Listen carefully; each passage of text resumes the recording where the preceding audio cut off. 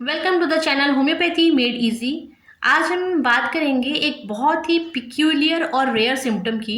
अगर आपका बच्चा तेज़ आवाज़ से डर जाता है, घर में किसी भी तरीके की तेज़ आवाज़ होती है और बच्चा उससे डरे और डर के रोने लगे, अगर ऐसा सिम्टम आपके बच्चे में है, फॉर एग्जांपल जब मदर किचन में खाना बना रही होती है और कुकर की सीटी बजती है, तो बहुत सारे बच्चे होते हैं जो कुकर की सीटी की आवाज़ सुन के रोने लगते हैं, या कोई चीज़ अचानक से गिर जाए तो बच्चे रोना स्टार्ट कर देते हैं। अगर आपके बच्चे में ऐसा सिम्टम आता है कि वो तेज़ आवाज़ सुनने के बाद रोने लग जाता है, तो बहुत ही बेहतरीन मेडिसिन है होम्योपैथी में इस सिम्टम के लिए।